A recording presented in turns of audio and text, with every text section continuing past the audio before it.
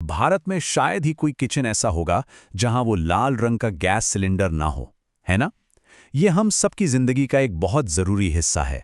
लेकिन अब इसे घर तक लाने और इस्तेमाल करने के तरीके में कुछ बड़े बदलाव आ गए हैं।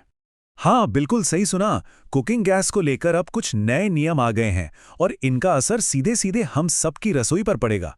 तो सवाल ये उठता है कि इन नए नियमों के बारे में हम कितना जानते हैं। चलिए आज एक एक करके इन सारे बदलावों को समझते हैं। तो सबसे पहला सवाल तो यही मन में आता है कि आखिर ये बदलाव करने की जरूरत पड़ी ही क्यों? मतलब जो पुराना सिस्टम चल रहा था उसमें ऐसी क्या दिक्कतें थी जिन्हें सरकार ठीक करना चाहती थी? देखिए, दिक्कतें तो कई थीं। कभी कभी तो गैस सिलेंडर की डिलीवरी में ही हफ्तों लग जाते थे या फिर वो किसी गलत पते पर पहुंच जाता था। और एक सबसे बड़ी प्रॉब्लम थी कि घरों के लिए मिलने वाले सस्ते सिलेंडर्स रेस्टोरेंट्स और दूसरी कमर्शियल जगहों पर इस्तेमाल हो रहे थे। मतलब एक तरह की ब्लैक मार्केटिंग चल रही थी। बस इन्हीं सब वजहों से एक ज़्यादा सिक्योर और ट्रांसपेरेंट सिस्टम की ज़रूरत थी। और हाँ, ये बात ध्यान में रखना बहुत ज़रूरी है। साफ साफ कहा गया है कि अगर इन नए रूल्स को फॉलो नहीं किया गया तो आगे चलकर गैस सिलेंडर मिलने में अच्छी खासी दिक्कत आ सकती है। इसीलिए इन बदलावों को ठीक से समझना हम सबके लिए बहुत इंपॉर्टेंट है।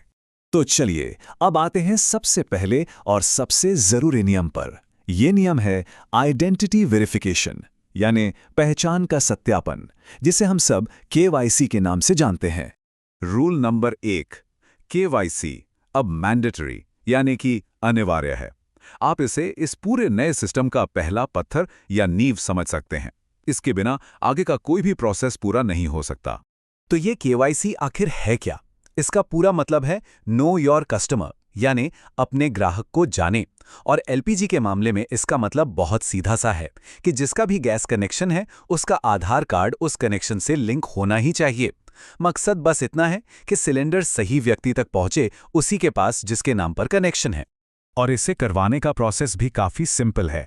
बस अपनी नज़दीकी गैस एजेंसी पर जाना है, अपना आधार कार्ड और मोबाइल नंबर देना है और फिर मोबाइल पर एक ओटीपी आएगा जिसके ज़रिए ये दोनों लिंक हो जाएंगे। ये एक ऐसा स्टेप है जिसे करना ही करना है।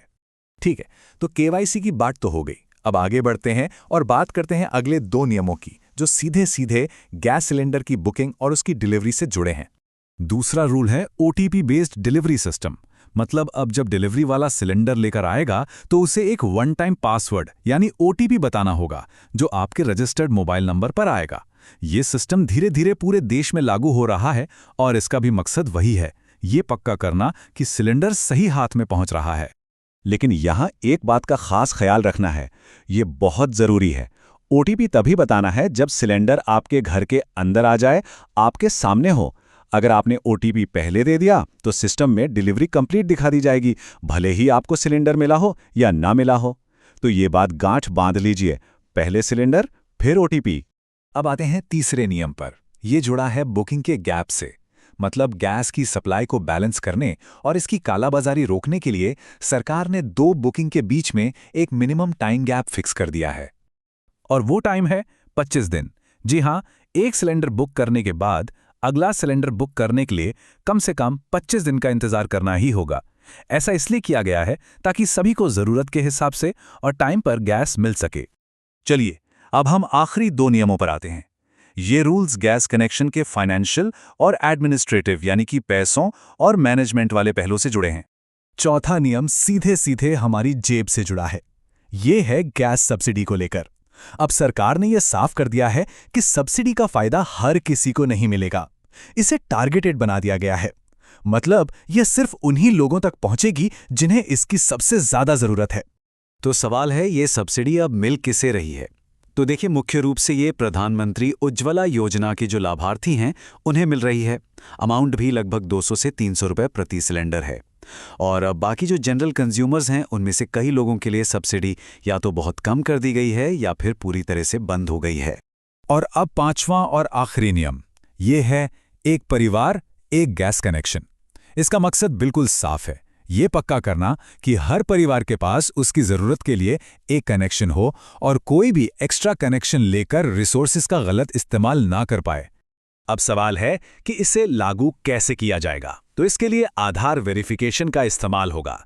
इससे ऐसे परिवारों को आसानी से पहचाना जा सकेगा जहां एक से ज़्यादा कनेक्शन हैं। जैसे मान लीजिए पति और पत्नी दोनों के नाम पर अलग-अलग कनेक्शन हैं। ऐसा केस में एक कनेक्शन कैंसिल किया जा सकता है। तो ये थे वो 5 नए नियम। अब इन सबको जानने के बाद ये समझना जरूरी है कि इन सारे बदलावों के पीछे सरकार का असली मकसद क्या है, बड़ा गोल क्या है। अगर एक लाइन में कहें तो इन सभी नियमों का सिर्फ एक ही लक्ष्य है, गैस डिस्ट्रीब्यूशन के पूरे सिस्टम को ट्रांसपेरेंट बनाना, ब्लैक मार्केटिंग पर लगाम कसना और ये पक्का करना कि हर असली जरूरतमंद तक सिलेंडर सही समय पर पहुंचे। और आखिर में ये सारे नियम हमें एक बहुत बड़े सवाल पर लाकर छोड़ देते हैं कि इस नए सिस्टम का, इन सारे बदलावों का एक आम इंसान की रोजमर्रा की जिंदगी पर आखिरकार क्या असर पड़ेगा। क्या इससे मुश्किलें सच में कम होंगी या फिर बढ़ जाएंगी? ये एक ऐसा सवाल है जिसका जवाब तो शायद आने वाला वक्त ही देगा।